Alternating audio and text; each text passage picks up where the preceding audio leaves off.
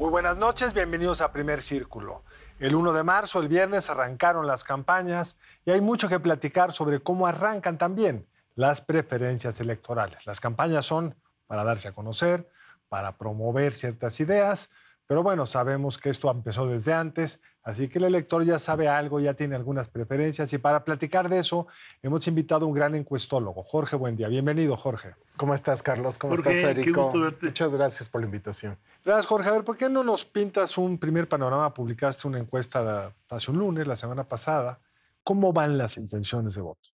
59 para Claudia Sheinbaum, 36% para Xóchitl Gálvez, 5% para Álvarez Maínez, ya eliminando la no respuesta, digamos. Es el llamado efectivo. El llamado efectivo, la estimación ya con preferencias, es una ventaja importante, pero ciertamente pues también te habla de un escenario que prácticamente se está convirtiendo en bipartidista, ¿no? De dos. De dos, Sí. y ciertamente pues eso le da una dinámica diferente a pues todo lo que hemos tenido en el pasado.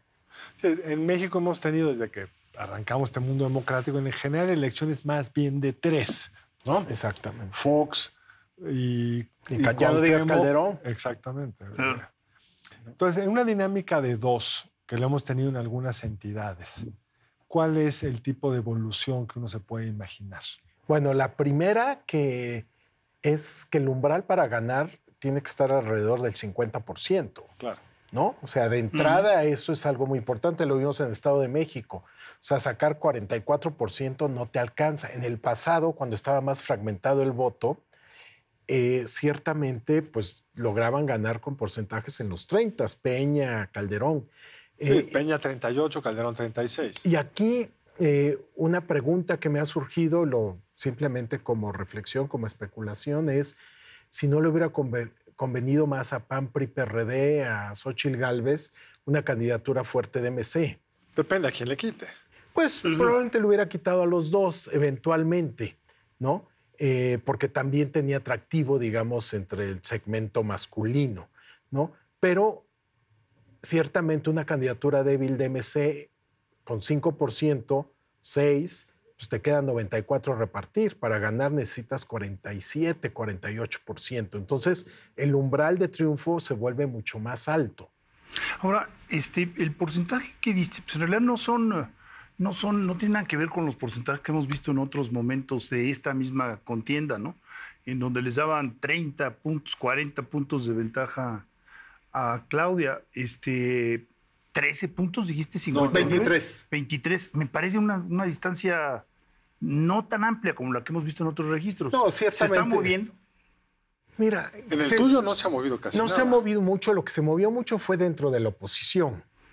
Porque precisamente había incluso encuestas que le daban 15, 18 puntos porcentuales a Samuel García cuando lo evaluábamos. Y entonces, naturalmente, eso en esta primera etapa le quitaba más, me parece, a Xóchitl que a Claudia Sheinbaum. Entonces, se daban estas ventajas. Ahora, pues parece que está mucho más cerrada. Es una candidatura débil la que tiene MC, ¿no? Niveles de conocimiento que no pasan del 20%. Naturalmente las campañas ayudan, pero también hay que ponerlo en un contexto de un electorado que precisamente por la concurrencia, tantos procesos electorales, hay que poner atención en infinidad de elecciones. Entonces, eso para candidaturas como la de Álvarez Maínez va a ser más complicado, ¿no? Entonces, creo que parte de lo que hemos visto de que se han cerrado estas brechas, o una Xóchitl Gálvez alrededor de 35 puntos más menos 3, creo que ya andan ahí rondando los números en el caso de Xóchitl, es en parte pues la salida, digamos, de las estimaciones de Samuel García. Y hay que decirlo, pues, los encuestadores reaccionamos ante el escenario político, no se ponían de acuerdo, al menos dentro de MC, pues tenemos muy pocas mediciones realmente después de la salida de Samuel García, ¿no? Y el name recognition, el reconocimiento de nombre, ¿cómo está? Porque hace unos cuantos meses la propia Xóchitl tenía un reconocimiento de nombre bastante bajo todavía, ¿no? Y sigue estando algo bajo, 65% en nuestra medición.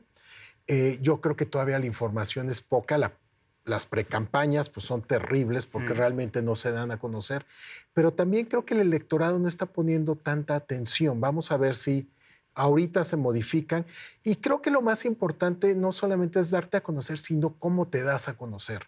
Yo creo que esa es la parte crucial de cómo se va a dar a conocer, por ejemplo, Xóchitl Gálvez en este tercio que no la conoce. Claudia Sheinbaum tiene alrededor de 75 por ahí. Ciertamente van a llegar alrededor de 90%. Nunca pasa de ese 90% por lo general, salvo Andrés Manuel López Obrador, que lleva 3 campañas. Ahora, es la primera vez que Xóchitl va a tener esta cantidad infinita o gigantesca de spots a su favor. Entonces, como tú dices, va a depender de cómo los use. Apenas arrancaron, entonces todavía no los puedes evaluar. Pero en el pasado, ¿qué andanada de spots han sido realmente capaces de mover la aguja de una forma pues, significativa? No necesariamente al triunfo, pero digo que dices, híjole, esto sí está cambiando. No, en 2006, que fue quizá el ejemplo más claro, es López Obrador, un peligro para México, pues realmente sí movió la aguja. Curiosamente, la caída fue de López Obrador de entre 4 o 5 puntos porcentuales, pero como ya era un esquema relativamente bipartidista, se fueron hacia Calderón. Entonces las brechas se cerraron. Sí, porque si hay una ventaja de 10 puntos y pierdes 5 y todos se van con el otro y estás empatado. Así es. No, ese es tu punto de los 23. Y yo creo que la pregunta aquí es de qué van a estar dispuestos a hablar los partidos. O sea, ¿qué tan negativa puede ser la campaña? ¿No? Ahora, ya empezamos a ver de qué. O sea, Xóchitl, su arranque es muy clara. Su tema va a ser la seguridad.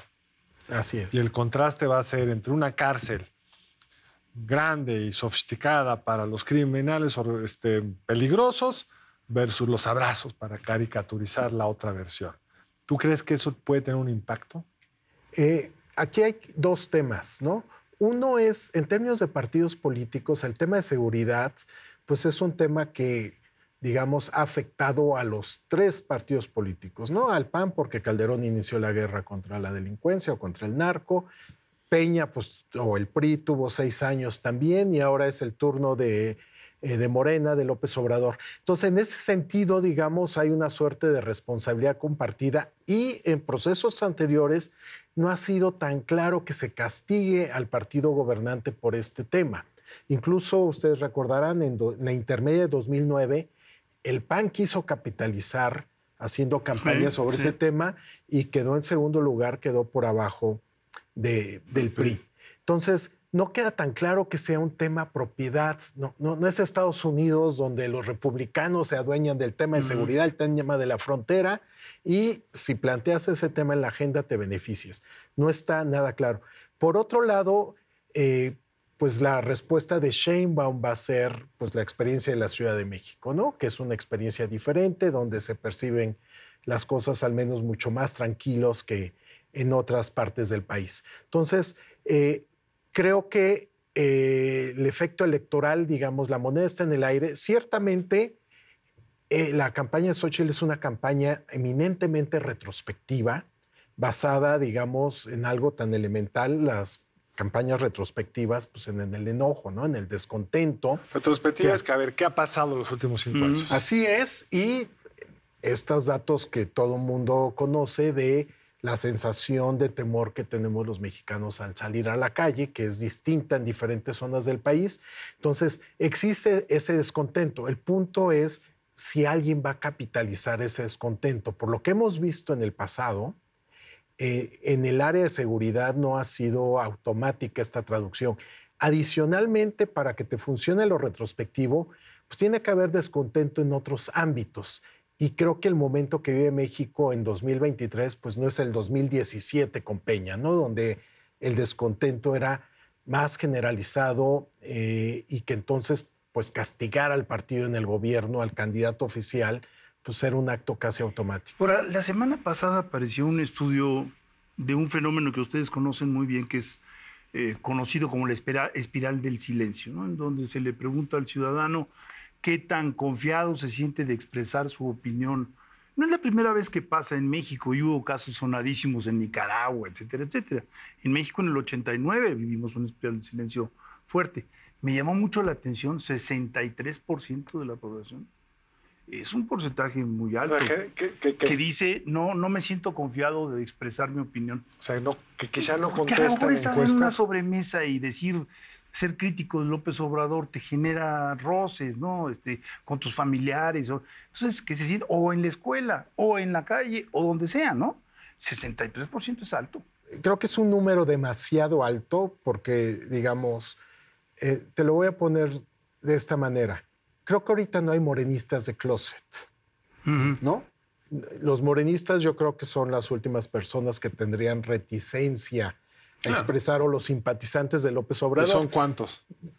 Y pues yo te diría que es un porcentaje más alto que ese 37%, ¿no? La aprobación del presidente está mucho más alto, ¿no? Eso por un lado.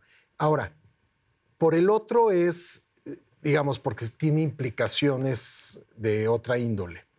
Uno es que la gente no te conteste las encuestas. Claro, el rechazo.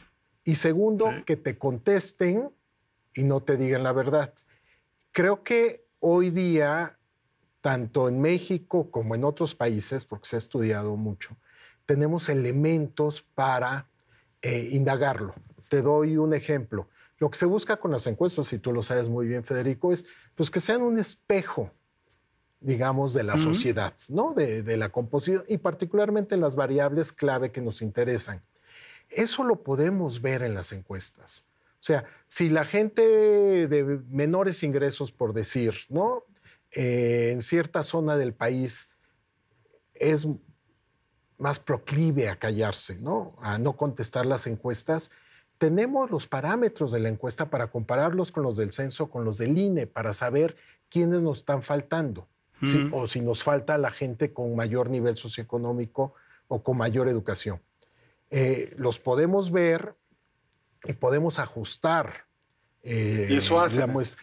O al menos es lo que nosotros hacemos, ajustamos, buscamos que la encuesta sea un espejo. O te doy un dato a la inversa, que se ha discutido mucho en el caso de Estados Unidos, de que son los republicanos los que más rechazan las encuestas, ¿no? Los famosos shy voters, ¿no? Los votantes tímidos de Trump. Entonces, ¿qué ocurre? Que tienes más demócratas en la muestra.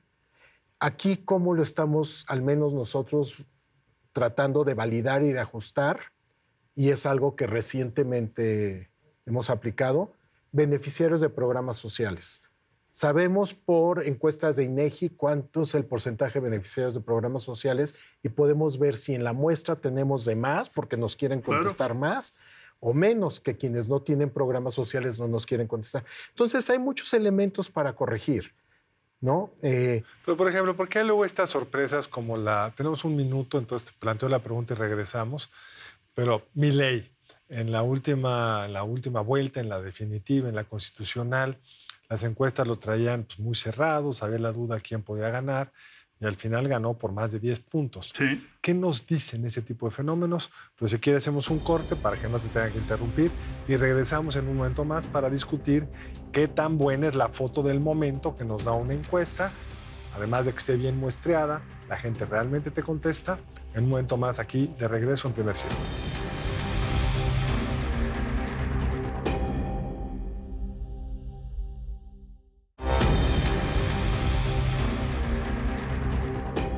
Estamos de regreso aquí en Primer Círculo con Jorge Buendía y estamos platicando sobre las encuestas y te hacía la pregunta, Jorge, un fenómeno como el de Milei, donde pues, el promedio de las casas encuestadoras se equivocan por casi 10 puntos, o algún estudio que salió hace unas 4 semanas donde decían que en la elección intermedia Morena estuvo sobrerepresentado en 5 puntos porcentuales. ¿Qué tanto podemos confiar que la gente o te diga la verdad o cambie cuando llega a la casilla? Porque tampoco puede ser que te dijeron la verdad y luego cambian de opinión. Mira, el tema de la sobreestimación, justamente lo que les mencionaba yo de los beneficiarios de programas sociales, pues lo que tratamos de hacer es que no tengamos en la encuesta más morenistas contestando. Claro. ¿No? Porque ciertamente si tú eres, la probabilidad de votar por Morena es mayor si eres beneficiario de programa social que si no lo eres. Y naturalmente, dado que pues hay un operativo territorial tanto por parte de los servidores de la nación como también Morena pues tiene esa capacidad de acción, pues la probabilidad de que te llegue a contestar más o acceder a una entrevista a alguien que es beneficiario en programas sociales es más alto. Lo que tenemos que hacer pues es corregir precisamente. Afortunadamente tenemos datos que vienen de otro tipo de estudios que nos permiten corregir. Eso es lo que tenemos que hacer. Ciertamente hay veces que no se detecta ese tipo de cosas. Sí, un fenómeno como el de Milei, ¿cómo lo entiendes? Yo sé que tú no haces encuestas en Argentina, pero es un problema que sucede en otros lugares también. Ciertamente, te diría que en el caso de Argentina, muchas de las encuestas no son encuestas nacionales, son de la zona metropolitana o de, digamos, Buenos Aires, zona metropolitana de Buenos Aires. Entonces, ahí hay un problema del Gran Buenos Aires. Ahí hay un problema de cobertura, ¿no? Entonces, pero te diría que en México no tenemos ese tipo de problemas, podemos tener otros. Lo que tú mencionas de la sobreestimación de Morena, así como ocurrió, creo que algo que ocurrió en 2021 era que quizá no estábamos prestando demasiada atención a los focos rojos o los focos amarillos. ¿Por qué? Porque en 18 funcionaron muy bien las encuestas. La medición de López Obrador estuvo pues, casi exacta, ¿no? Entonces, esto va ocurriendo sobre el tiempo y tratamos de corregir y tratamos de ver, ¿no? Y es lógico, el estado de ánimo sí influye. Por ejemplo, la pregunta de Carlos, que me parece muy interesante, había personajes más bien vinculados a la izquierda, ciudadanos, que te decían, es que ¿cómo voy a votar a favor de Milei si está en contra del derecho de la mujer, está en contra de no sé qué tantas cosas? No, pues es toda mi vida de combatido. Y sin embargo, voy a votar por Milei, enojado, ¿no? Un poco lo de Le Pen, ¿se acuerdan? Cuando claro. Estaba, ¿no? Votaré con la nariz tapada porque va a llegar Chirac, que no me gusta, pero lo prefiero a Le Pen. Entonces, ¿cómo está el ambiente en México en ese sentido? Porque además ustedes están teniendo dificultades serias para entrar a ciertas áreas, ¿no? Sí, pero ese también es un escenario cambiante, sí, ¿no? O sea, lo que antes no podías entrar, ahora sí puedes entrar y viceversa. Y aquí no puedo hablar por todos, pero ¿qué es lo que se puede hacer? Por lo general, lo que tratamos de tener es un perfil sociopolítico de la sección electoral, ¿no? ¿Por qué? Porque lo que más nos interesa es la historia electoral de esa sección. Entonces, si por alguna razón yo no puedo entrar a una sección opositora de Michoacán, por ponerlo en esos términos, pues a lo mejor en ese municipio no puedo entrar, pero en otro de ese mismo estado, con un perfil sociopolítico similar, sí puedo entrar, ¿no? Y lo que me interesa es lo que estoy midiendo, lo electoral. Obviamente, si no sustituyo por un perfil sociopolítico similar, ahí sí puedo tener un problema, ¿no? Pero tenemos datos y eso creo que sí es importante enfatizar.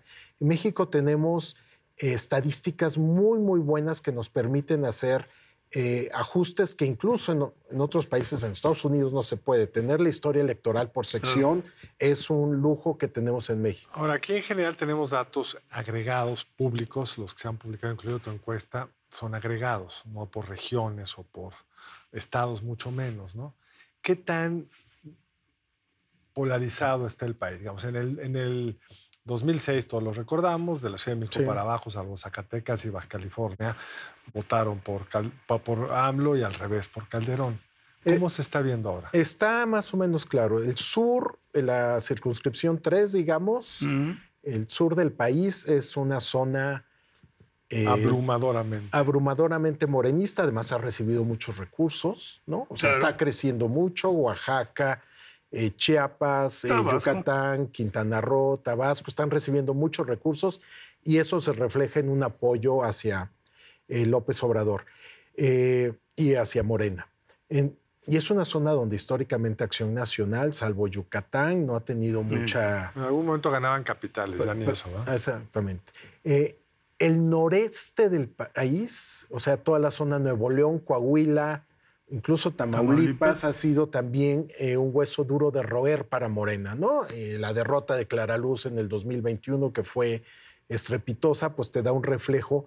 Sí hay pues no es una población receptiva al modernismo, tiene una base electoral, pero ciertamente tiene un perfil más de oposición, que eso era lo interesante, digamos, de la candidatura de Samuel García.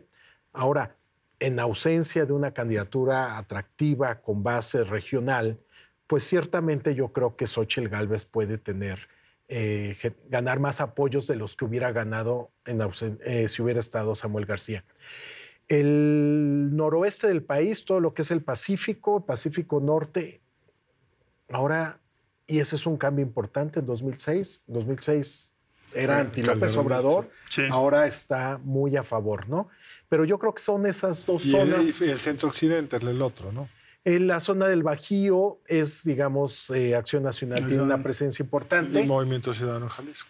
Movimiento Ciudadano en Jalisco, pero ahí ciertamente el punto es que Morena, el descontento que hay hacia PAN y PRI que gobernaron Jalisco, pues se tradujo en que se fueron hacia Movimiento Ciudadano.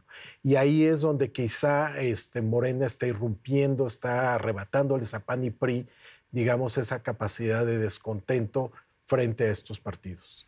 Ahora, se ha dicho mucho y con razón que el voto de los jóvenes es determinante, entendiendo jóvenes menos de 35 años, ¿no? Yo no pertenezco a eso.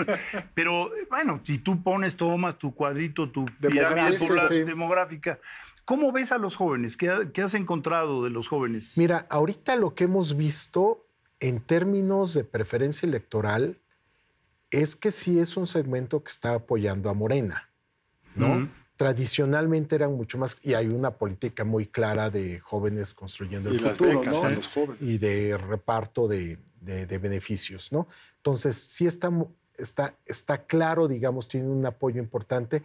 La interrogante que siempre se ha presentado con los jóvenes es su tasa de participación. Es una población que tiene más movilidad geográfica, entonces su credencial de elector se desactualiza más fácil y eso pues es algo administrativo que les hace más costoso ir a votar y por eso tienen tasas de participación. ¿Qué tanto cambia, digamos? ¿Cuál es la tasa de participación de 65 para arriba versus 30 más bien, para abajo? Quienes votan más es entre el rango de 35 a 55, son los porcentajes más altos. Algo sorprendente es que este mismo patrón lo ves en elecciones intermedias o en elecciones presidenciales y a nivel estado. Por lo general, si no me falla la memoria, de 18 a 29 años, si los agrupamos a todos, están votando como 10% menos. 10 puntos porcentuales menos. Menos que los de 35 a 55. Después empieza a disminuir, pero ahí puede ser un problema de la lista nominal que no está depurada. Es decir, hay personas que fallecieron, que no la sacan y entonces por eso se ve. Antes había personas fallecidas que votaban. Pues también. No la sacan del padrón, de la lista nominal y entonces por eso parece la tasa de participación más baja, ¿no?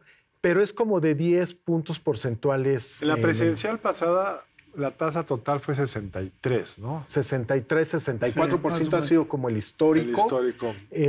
Lo que debemos tener presente es que precisamente por la desactualización del padrón, y ha habido ahorita grandes esfuerzos porque la gente se empadrone, se credencialice, y a lo mejor esto puede tener un impacto.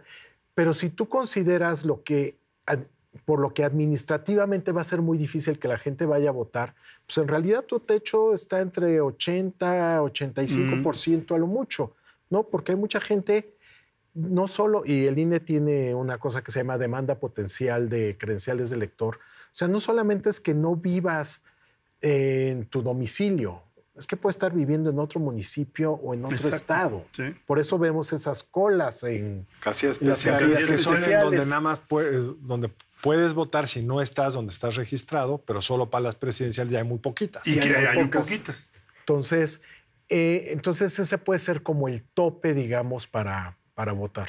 Ahora, una pregunta. En el mundo la historia del voto ha ido evolucionando, cambiando.